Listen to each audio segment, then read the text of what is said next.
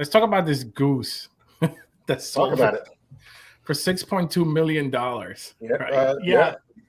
You know, it's funny talking about the generative art and then getting into this because, Miguel, you seem to think that this is just a drawing someone made, right? No. I mean, I know there's a deeper meaning behind it. I mean, obviously, all art has a deeper meaning behind it, right? It's just that I don't know. I don't know what I'm seeing.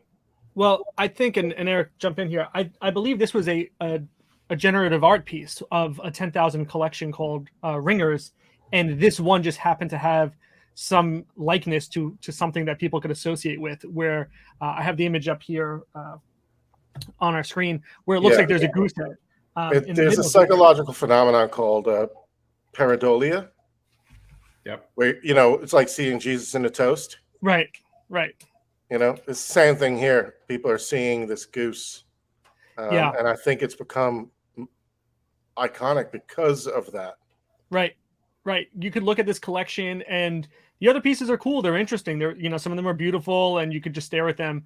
But this one has this image that looks like a goose head, and that's why this one of the whole collection stands out. So I think maybe that's why this one is more popular, because this was randomly generated and it looks like something, right? That's what makes this special and unique, is to say, you could think about, what do they call that? Like the million monkey theory or something. If you put a million monkeys in front of a million typewriters, eventually they'll spit out like the Bible or something, right? Like everything will happen over time if you give it enough time.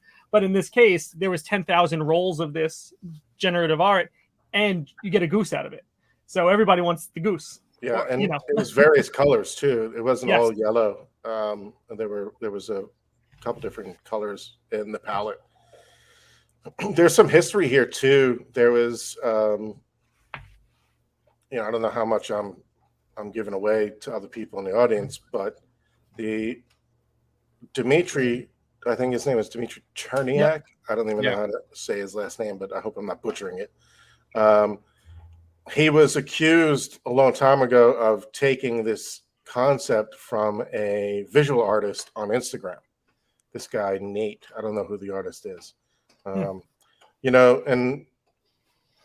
so what? It's not like a specific, he didn't take the guy's art. He just manipulated it in such a way to generate this new version where it looked like, the way he described it, looked like bands going around these circles. Yes. Right. And so he was trying to think of, so I read, Dmitry was trying to think of a way to write the code that would output bands that move around circles in a generative way. And I think the output's really beautiful. Do I think it's worth 5.9 million? Not for me to call, or 6.4. Not for me to say. I'm happy for Punk 6529. He does his thing. Real big influencer in the space. Yeah. I think this is big news for generative art, but I don't think it's needle moving like Beeple's 69 million. People are hoping that this is gonna be the start of the next bull. It's not. Yeah, a lot of people were talking about this being like the start of the bull run or whatever, but I don't think so. No. Yeah. Absolutely not. It was cool that it went through Sotheby's. I think that gives some legitimacy to digital art in that sense. And yes, it's exciting to see that amount of money being committed to one piece. The story behind this one, and I have a tweet thread pulled up here from 6529 or at Punk 6529. I'll post the link to this thread in the show notes, but it's a really interesting deep dive on his connection to this piece and how it goes back into I guess right when it first came out or when it was first resold, that he was trying to buy it for 1,800 ETH. And he got outbid by just 100 ETH at the time. And, you could read his emotional frustration in that. So really interesting thread here. It's very long, but well worth the read. And just understanding the history behind his connection to it gives a little more understanding of why he needed to get this. Yeah, some people were upset that it was a crypto native who bought it, but I think that that just shows the conviction he has for the space and for the technology. For me, that's great. Yeah, I mean, to ditch out 6.2 million, you know what I mean? So that's he's definitely passionate about something. Yeah, and to have somebody like that on our side as creators, Sure. I think is good.